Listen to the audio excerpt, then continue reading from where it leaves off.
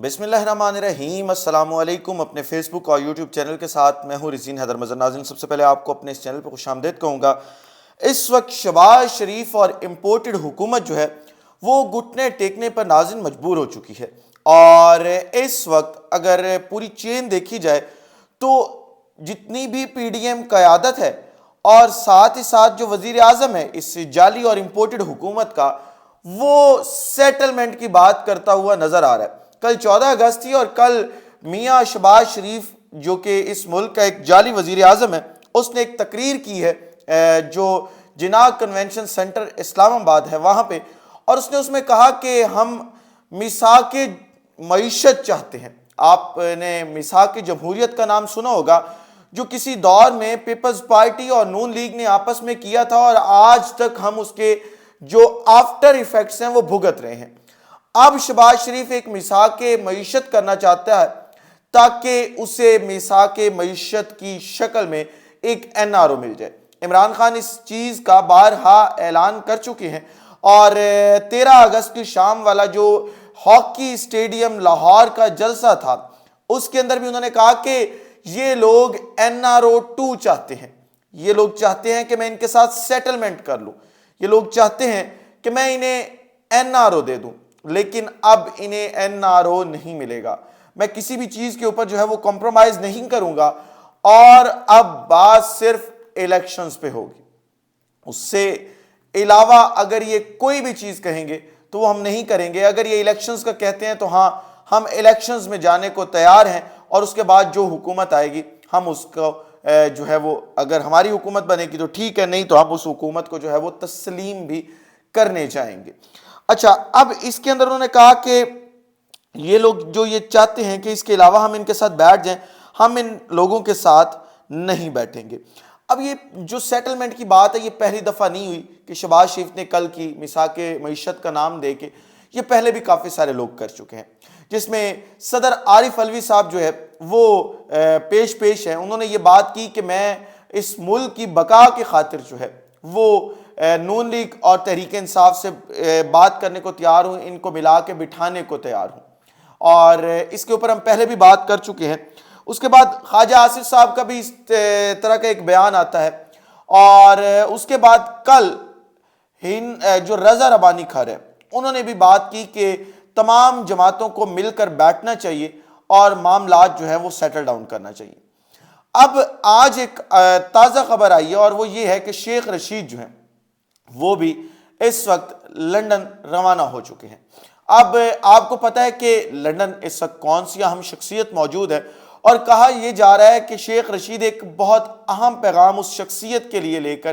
پاکستان سے لندن روانہ ہوئے ہیں۔ شیخ رشید لندن عموماً جاتے نہیں ہیں، لیکن اب جو شیخ رشید لندن گئے ہیں تو آپ سوچ سکتے ہیں اور سمجھ بھی سکتے ہیں اس بات کو کہ وہ کیا پیغام لے کر گئے ہوں گے، اور وہ پیغام سمپل ہے، وہ یہ ہے کہ ہم بات چیت کرنے کو تیار ہیں اس ملک کی بقا کے لیے، اس ملک کی سلامتی کے لیے، لیکن اس کی شرط ایک ہے، اور وہ شرط ہے الیکشنز۔ آپ الیکشنز آج اناؤنس کر دیں اور ہم آپ کے ساتھ بیٹھنے کو تیار ہیں، ہم بات کریں گے، جس قسم کی آپ بات چاہیں گے ہم آپ کے ساتھ بات کرنے کو تیار ہیں۔ اگلی جو خبر آپ کے ساتھ شیئر کرنی ہے وہ ہے عطا تارڑ کے حوالے سے۔ عطا تارڑ صاحب بڑی بڑی بڑھکے مار رہے تھے اور کہہ رہے تھے کہ کسی کا باپ مجھے انگلی بھی نہیں لگا سکتا، کوئی مجھے کچھ بھی نہیں کہہ سکتا، لیکن ہاشم صاحب جو ہمارے پنجاب کے وزیر داخلہ ہیں وہ اس چیز پہ باضد تھے کہ میں انہیں کافی پلاؤں گا، اپنے تھانے کے اندر بٹھا کے جو ہے وہ کافی پلاؤں گا۔ اب جو عطا تارڑ صاحب ہے وہ پہلے تو ڈٹے رہے اور عدالتوں میں نہیں گئے۔ اب عطا تارڑ صاحب جو ہے، کیونکہ کل ایک جلسہ تھا اور اس میں انہوں نے خود شرکت نہیں کی، بلکہ اپنی جو ان کی چچی ہے سائرہ تارڑ ان کو بھیجا اس جلسے کے اندر، کیونکہ اس وقت وفاق کے اندر ایک مووی جو ہے وہ چل رہی ہے اور اس کی کامیاب نمائش جاری ہے کہ پنجاب نہیں جاؤں گا۔ رانا ثناءاللہ بھی یہی کہتا ہے کہ پنجاب نہیں جاؤں گا، عطا تارڑ بھی کہتا ہے پنجاب نہیں جاؤں گا، اور باقی جتنے بھی وزراء ہیں اس وقت یا مشیر ہیں وہ کہتے ہیں ہم پنجاب نہیں جائیں گے، کیونکہ انہیں پتہ ہے کہ پنجاب میں اب ان کے ساتھ ہونے والا کیا ہے۔ تو عطا تارڑ صاحب کل، کیونکہ ٹویٹر کے اوپر ان کی خوب کلاس لی گئی ہے عوام کی جانب سے اور بہت زیادہ ان کا مذاق اڑایا گیا، تو وہ آج صبح صبح جو ہے وہ اسلام آباد ہائی کورٹ پہنچ گیا اور انہوں نے ایک موقف اختیار کیا کہ جی جتنے بھی کیسز مجھ پہ بنائے جا رہے ہیں یہ تمام کے تمام کیسز جو ہیں وہ سیاسی جو اختلافات ہیں ان کی بنیاد پہ، ان کے اندر کوئی صداقت نہیں ہے، لہٰذا مجھے ضمانت دی جائے۔ تو آج جو ہے وہ عطا تارڑ کی ضمانت اگلے 14 دن کے لیے جو ہے وہ منظور کر لی گئی ہے۔ یہ وہی عطا تارڑ ہے جو بڑی بڑی بڑھ کے مارا کرتا تھا، لیکن اب پنجاب آنے سے بھی ڈر رہا ہے، اب ضمانت کے بغیر پنجاب میں پاؤں تک نہیں رکھ رہا۔ کچھ اپنے گریبان میں یہ لوگ جھانکیں تو انہیں پتہ چلے کہ ان کے ساتھ چل کیا رہا ہے۔ اگلی خبر جو ہے وہ شہباز گل صاحب کے حوالے سے، اور شہباز گل صاحب جو ہے ان کی بھی آج ضمانت کی جو ہے وہ تاریخ تھی، اور اس ضمانت کی تاریخ میں کیونکہ عمران خان صاحب کا ایک پلان تھا اور وہ جلسہ خراب نہیں کرنا چاہتے تھے، انہیں پتہ تھا کہ یہ امپورٹڈ حکومت جو ہے یہ جلسہ خراب کرنے کی ناکام کوشش کرے گی، تو انہوں نے اپنے جو لیڈران ہیں انہیں کہا کہ آپ کچھ ٹائم کے لیے خاموش ہو جائیں، لیکن اب جو ہے وہ باری باری تمام لیڈران واپس آ رہے ہیں۔ اور آج کیونکہ ان کی جو ضمانت کی درخواست لگائی گئی تھی اس کے اندر پاکستان تحریک انصاف کے وکلاء نے دلائل مکمل کیا اور کہا کہ اب جو حکومتی وکلاء وہ دلائل دیں، تو وہاں پہ جو اٹارنی جنرل اسلام آباد تھے اور اس کے ساتھ ساتھ جو وہاں پہ سرکاری وکیل موجود تھے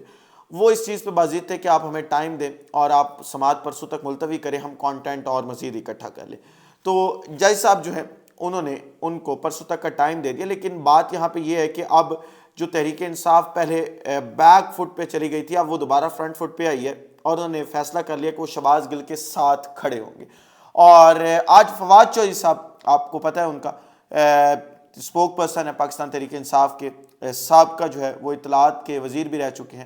وہ فرنٹ فٹ پہ آئے، انہوں نے کہا کہ پوری کی پوری جماعت جو ہے وہ اس وقت تحریک انصاف پوری جو ہے وہ شہباز گل صاحب کے ساتھ کھڑی ہے۔ اور اب یہ چیز واضح ہو گئی ہے کہ خان شہباز شریف کے پیچھے کھڑا ہے، پاکستان تحریک انصاف شہباز شریف کہہ رہا ہوں شہباز گل کے پیچھے کھڑا ہے، پاکستان تحریک انصاف شہباز گل کے پیچھے کھڑی ہے، اور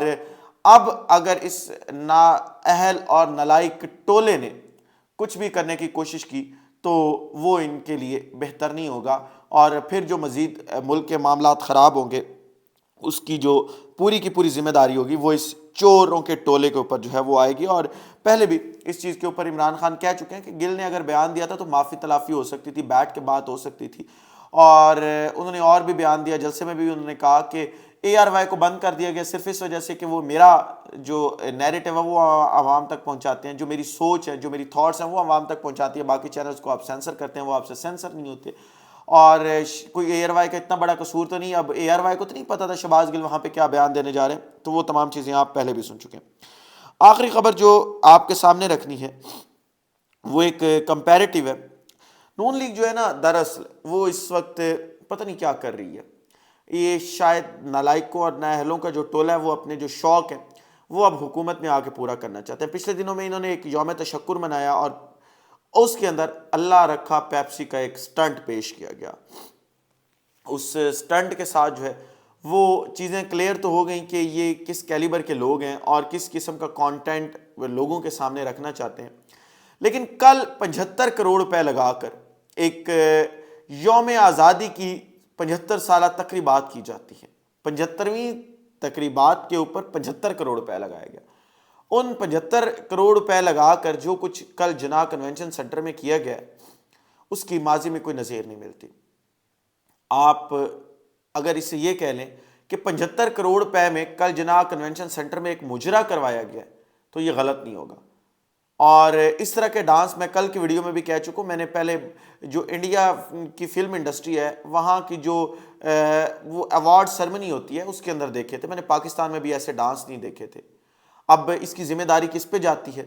یہ اس کا تعین کرنا بہت ضروری ہے، کیونکہ اس طرح کے فنکشنز جو ہیں وہ وزارت اطلاعات جو ہے وہ دیکھتی ہے، اور مریم اورنگزیب صاحبہ اس وقت وزارت اطلاعات میں بیٹھی ہیں۔